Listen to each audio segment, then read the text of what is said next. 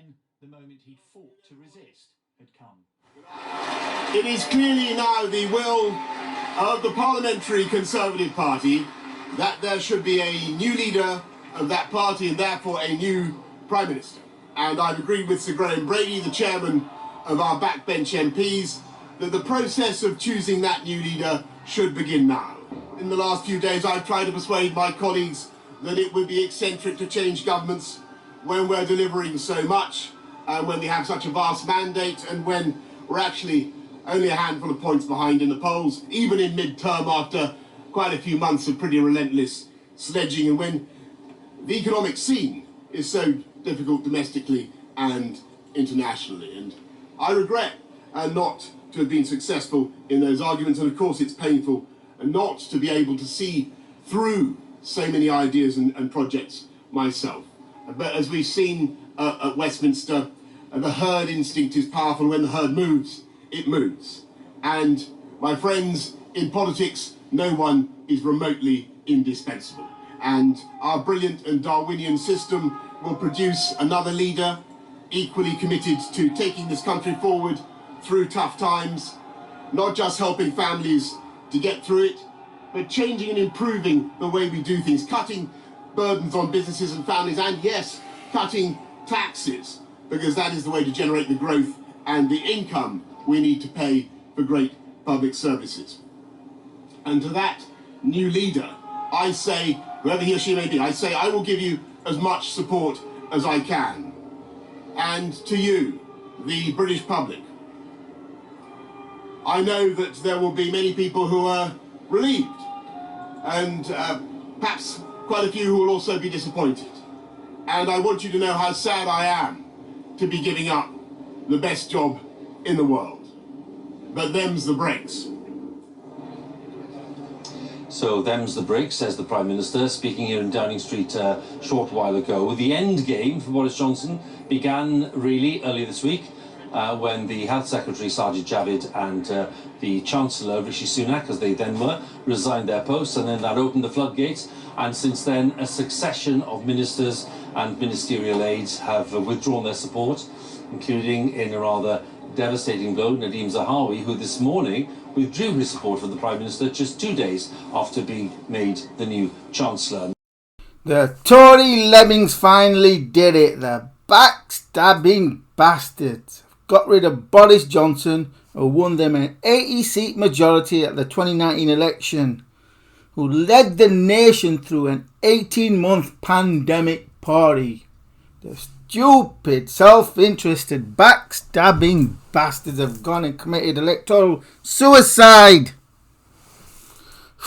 You can tell how bad it is from the reaction from Britain's enemies. You've got European politicians literally dancing in the streets. Backstabbing Tory bastards. They betrayed the electorate so as to engineer Ramona to take over and screw up Britain for the remainder of this decade by ushering in a London Labour elite government who are even more detached from the British public than the Tory backstabbers are. So who's going to be the next Prime Minister, until the next election, whenever it is, maybe a couple of years. Well, the bookies' favourite is Dominic Raab. Yeah, he's a Brexiteer, but he's wet. Then there's Rishi Sunak, no chance of winning election. Followed by Penny Mordaunt, I don't know about her. Then Sajid Jaffrey, no chance of winning anything. And Jeremy Hunt is in 5th place. What a dog's dinner of a choice. None of them are going to go down well with the electorate. If I had to pin the tail on a donkey, I would probably go for Penny Mordaunt. But it's a dog's dinner. The Tory baskets are committed electoral suicide.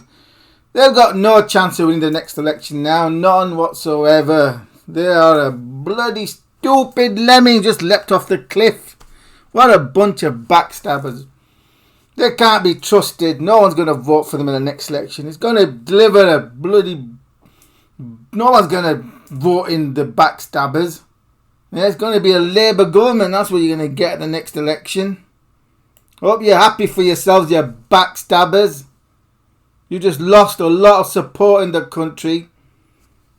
No one is gonna trust you backstabbing bunch of baskets. You can't be trusted. You are not fit for office. You should all resign, all of you. But what's the choice? Look at the Labour, that is a dog's dinner. They're going to vote in Labour now and screw up Britain. What a dog's dinner.